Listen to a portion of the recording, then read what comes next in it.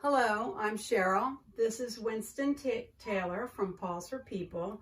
Today we're going to be reading Dr. DeSoto by William Steig.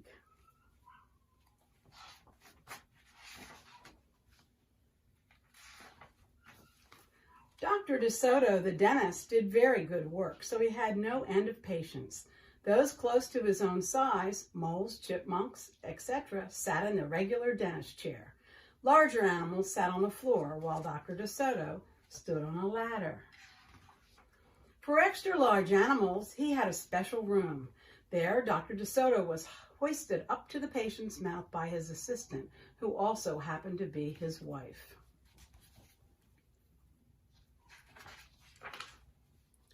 Dr. DeSoto was especially popular with the big animals. He was able to work inside their mouths, wearing rubbers to keep his feet dry, and his fingers were so delicate that they could hardly feel any pain.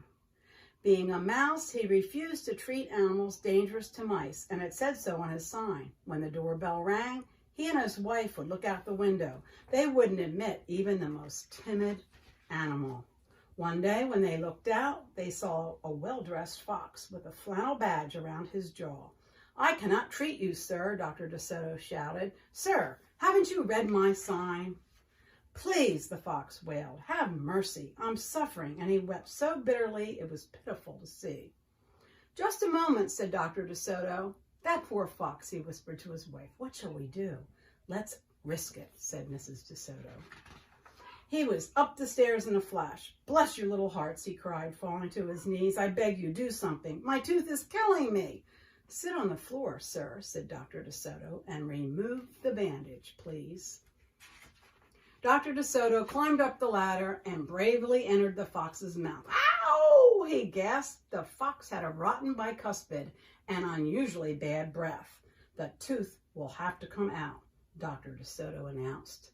"Just stop the pain," whispered the fox.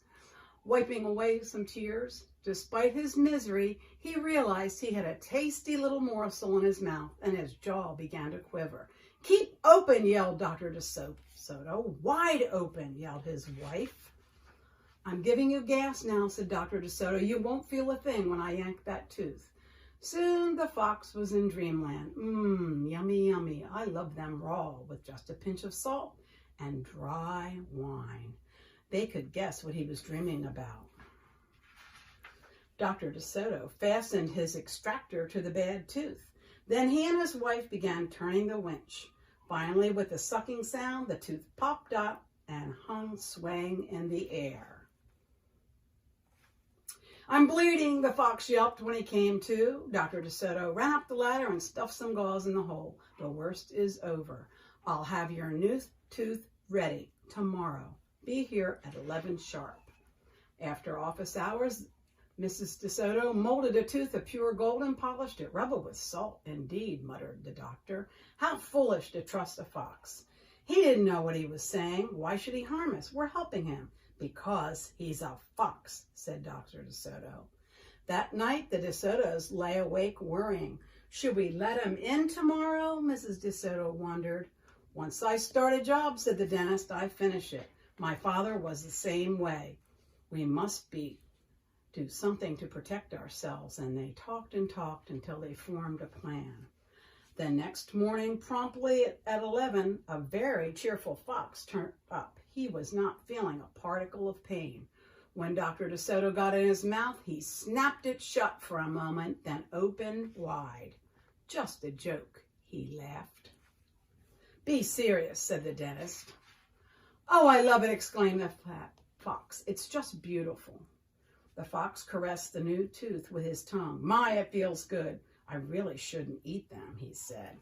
"On the other hand, how can I resist?" "We're not finished," said Dr. DeSoto, holding up a large jug. "I have a remarkable preparation developed only recently. One application and you can be rid of toothaches forever. Would you like some?" "I certainly would," said the fox. "I'd be honored."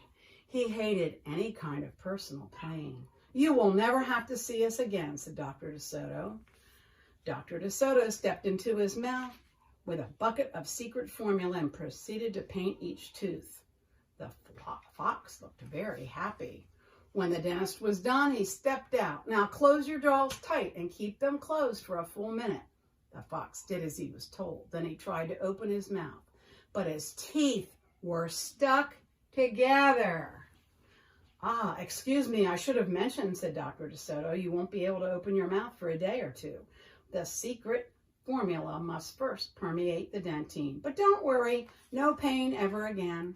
The fox was stunned. He stared at Dr. DeSoto, then at his wife.